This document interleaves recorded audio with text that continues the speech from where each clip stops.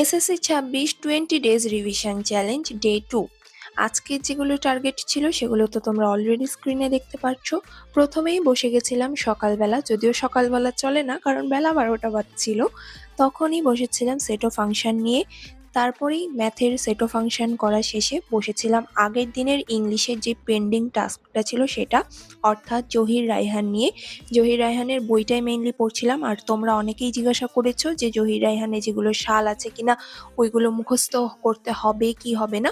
তো সেই ক্ষেত্রে বলবো যে হবে না, কারণ answer to the question from poems and stories ওইগুলো শুধুমাত্র 11th চ্যাপ্টার থেকেই আসবে। সেট অফ ফাংশন এবং ইংলিশের এই জহির রায়হান এই দুইটা পড়ার পরে আমার প্রচুর পরিমাণে শরীর খারাপ করছিল, যার কারণে আমার দুপুরবেলা বা বিকালবেলা পড়তে বসা হয়নি বললেই চলে।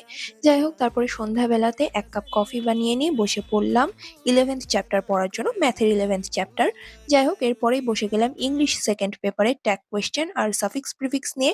কিচ্ছু করিনি, জাস্ট ২০২৫ সালের বোর্ড কোয়েশ্চেন যেগুলো ছিল সেগুলো সলভ করেছি, আর তেমন কিছুই করিনি।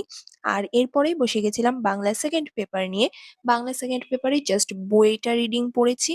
আর তারপরে উদ্ভাসের বই থেকে, মানে উদ্ভাসের বই খুব কমই এমসিকিউ আছে, ওইগুলোই সলভ করেছি জাস্ট। তবে ৩১ থেকে ৩৩ পরিচ্ছেদ পর্যন্ত পড়া হয়নি, আর সাথে ফিজিক্সও পড়া হয়নি। আর আগের দিনে যেটা সেকেন্ড চ্যাপ্টারের এমসিকিউ বাকি ছিল আইসিটির, সেটাও মোটামুটি বাকি আছে। তো এগুলো পড়বো কালকে। আর কালকের যেই টাস্কগুলো সেটা পিন্ড কমেন্ট থেকে অবশ্যই দেখে নাও। আর কালকে ধর্ম আছে, তো তোমরা তোমাদের ধর্ম অনুযায়ী যেগুলো চ্যাপ্টার আছে সেগুলো অনুযায়ী একটু এডিট করে নিও টু ডু লিস্টটা। আর champ of the day 1 comment হলো এইখানে। আজকের ভিডিও এখানেই রাখছি, নেক্সট শর্টে দেখা হচ্ছে আরেকবার। So by.